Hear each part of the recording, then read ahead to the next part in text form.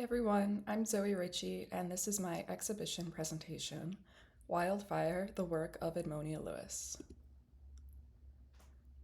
Born in 1844 near Albany, New York, to parents of African American and Native American descent, Edmonia Wildfire Lewis, born Mary Edmonia Lewis, was the first sculptor of color to receive international recognition. The title of this exhibition refers to the name that Lewis's mother, a Canadian woman who had been born to a formerly enslaved African man and an Ojibwa mother, had given her at birth. Lewis's African and Native American, or First Nations, heritage would become prevalent subject matter in her work as a sculptor. Lewis's career began in Boston, following her departure from Oberlin College. According to a journal article by historian and former Oberlin professor Geoffrey Blodgett, two of Lewis's fellow classmates, both white women, had accused her of poisoning them, resulting in Lewis being arrested and violently assaulted by a group of white students and their families. Represented by abolitionist and Oberlin alumnus John Mercer Langston, Lewis was acquitted for lack of evidence and left the college without a degree, as she was banned from registering for classes. After moving it to Boston in 1864, Lewis continued to find support from abolitionists, including William Lloyd Garrison and Henry Highland Garnet, who introduced her to sculptor Edward Augustus Brackett. Brackett agreed to instruct her. His clients included many notable abolitionists, such as Charles Sumner and John Brown. Pictured on the right is Lewis's 1864 bust of Robert Gould Shaw, one of the first works that she was commissioned to create in Boston. The inscription, "A Martyr for Freedom," refers to Shaw's death at the Battle of Fort Wagner while fighting against Confederate soldiers in the Civil War. While Lewis found support and success in the progressive city of Boston, she admitted to her discomfort with being perceived as a black artist, saying, "Some praise me because I am of color, and I don't want that kind of praise. I'd rather you point out my defects, for that will teach me something."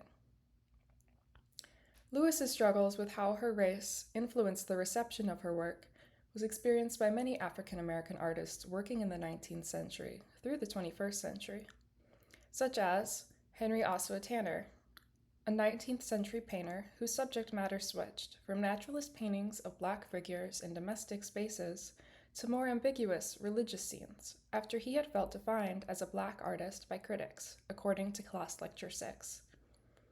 However, Lewis would continue to depict African and Native American subjects throughout her career.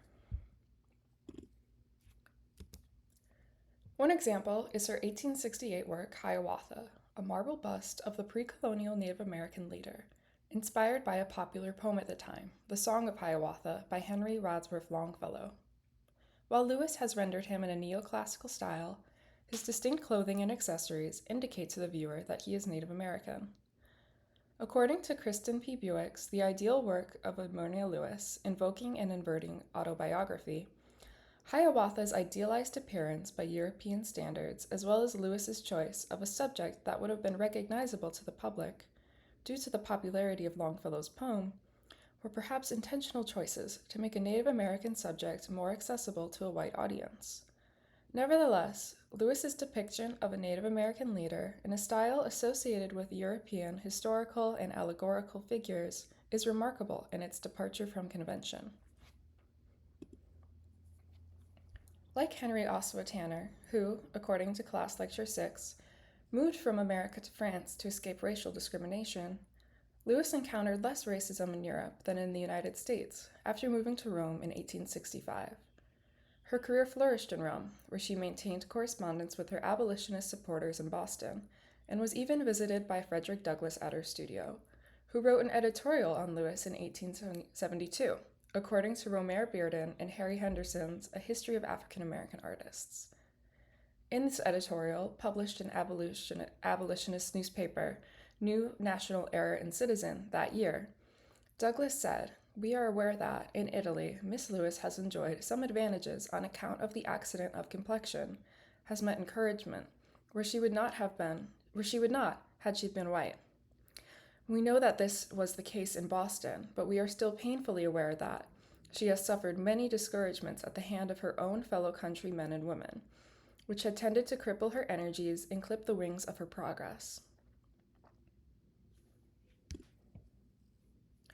Lewis directly explored abolitionist themes in her work Forever Free, which depicted a formerly enslaved man and woman. As the woman kneels in prayer, the man stands with a raised fist, a gesture which would become a symbol of the Black Power movement nearly a century later. Like Hiawatha, the figures, with distinct African features, are rendered in a neoclassical style.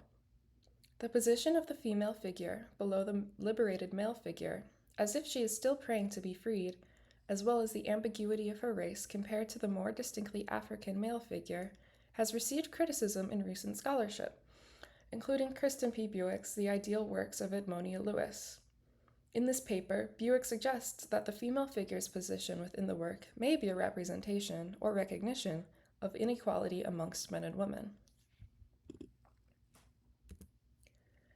Lewis's most ambitious work, her 1886 life-size marble sculpture depicting the death of Cleopatra, is another example of the sculptor's use of subversive subject matter. While Cleopatra had been frequently depicted in art history, Lewis's The Death of Cleopatra captures the Egyptian queen in the moments after Shakespeare's version of her death, in which she had committed suicide through allowing herself to be bit by an asp, or a cobra snake. According to George Gurney, former curator at the Smithsonian's National Museum of American Art, Lewis's sculpture is rare in its depiction of Cleopatra after her death. Art historians have debated whether Edmonia Lewis's depiction of Cleopatra relates to slavery, a theme she had explored throughout her career. While Cleopatra had been rendered with vaguely African features before in William Wetmor's Story's 1869 Cleopatra, pictured on the left, Lewis's depiction of Cleopatra was distinctly European.